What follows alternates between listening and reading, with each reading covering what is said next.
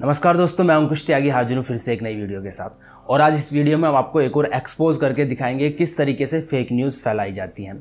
अभी हाल ही में काफ़ी ऐसी रिपोर्ट्स आ रही हैं कि देश में नौकरियां खत्म हो रही हैं, बेरोजगारी बढ़ रही है, करोड़ों लोग बैठकर मटर छील रहे हैं, मोदी सरकार में युवा बस पकोड़े तलने को मजबूर रह गया है, वगैरह वगैरह। आपने भी ऐसी बहुत सारी न्यूज़ देखी होंगी।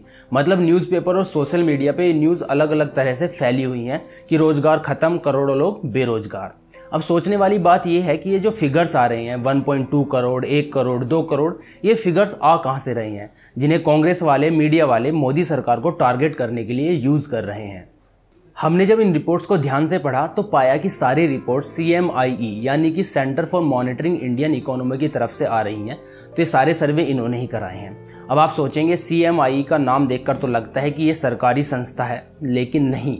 CMIE असल में एक प्राइवेट ऑर्गेनाइजेशन है जिसके मालिक हैं अजय शाह और मैनेजिंग डायरेक्टर हैं महेश व्यास। अब CMIE के सर्वे में कितना सच है और कितना झूठ, ये जानने से पहले हम इन दोनों महानुभावों के बारे में जान लेते हैं कि ये लोग हैं कौन और कहां से इनका बैकग्राउंड आता है। अजय शाह UPA सरकार के समय में फाइनेंस मिनिस्ट्री के लिए कंसल्टेंट का काम किया करते थे। P चिदम्बरम के काफ़ी करीबी माने जाते थे। SCBI और CBI का कहना है कि चिदम्बरम के करीबी होने का फ़ायदा उठाते हुए अजय शाह ने NSE के colocation and algo trading scam में मदद की थी। वैसे ये सब सुन के कोई हैरानी की बात नहीं है। कांग्रेस के करीब हैं, कांग्रेस के साथ लगाव है, तो स्कैम करना तो जग जाहिर है। फिर आते हैं CMIE के MD महेश व्यास, जो कि रिश्ते में अजय शाह के साले लगते हैं, यानी कि पत्नी के ब्रदर, और चिदम्बरम की करीबी होने के कारण काफ़ी चर्चा में हैं ये लोग। आज ये अपनी बनाई हुई फर्जी ऑर्गेनाइजेशन से मोदी सरकार के खिलाफ जॉब और रोजगार की अच्छी स्थिति होते हुए भी जॉब की कमी है का फेक सर्वे और फेक रिपोर्ट दे रहे हैं। जबकि 2009 में UPA के टाइम में जॉब क्राइसिस पर कांग्रेस सरकार को सपोर्ट करते हुए आर्टिकल लिखा करते थे कि देश को चिंता करने की आवश्यकता नहीं है, बिगड़ा हुआ जो जॉब का ग्रोथ है वो जल्द ही पटरी पर आ जाएगा। महेश व्यास सोशल मीडिया पे अपने हिंदू हेटर्स के लिए भी काफ़ी प्रसिद्ध हैं।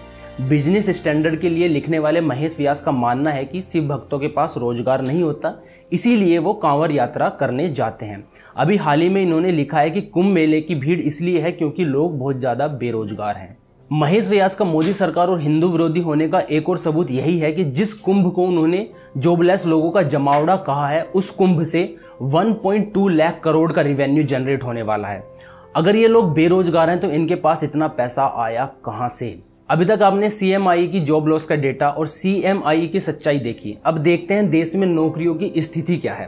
फाइनेंशियल एक्सप्रेस की रिपोर्ट का कहना है कि पिछले 4 साल में सिर्फ ट्रांसपोर्ट एंड प्रोफेशनल सेक्टर में ही 18 मिलियन यानी कि 1.8 करोड़ नई जॉब जनरेट हुई हैं। बाकी सेक्टर की तो आप बात ही छोड़ दीजिए। ऐसी बहुत सारी रिपोर्ट आपको मिल जाएंगी, लेकिन मीडिया ये रिपोर्ट्स आपको नहीं दिखाएगा क्योंकि इस पे आउटरीच जो नहीं होगा, और जब तक देश में बवाल ना हो मीडिया वालों का धंधा कैसे चलेगा।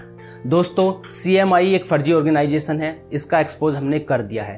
कांग्रेस की ऐसी बहुत सारी ऑर्गेनाइजेशन है जहां पर ये फेक सर्वे कराते हैं और लोगों को गुमराह करते हैं, जैसे कि जॉब चली गई, मुस्लिम खतरे में है, इंटॉलरेंस बढ़ रहा है, अभिव्यक्ति की आज़ादी खत्म हो रही है। ऐसे ही बहुत सारे मुद्दे दिखाकर देश को बांटने की कोशिश की जा रही है। अभी आपके ऊपर निर्भर करता है कि आप देश बांटने वालों का साथ देंगे या फिर देश बनाने वालों का।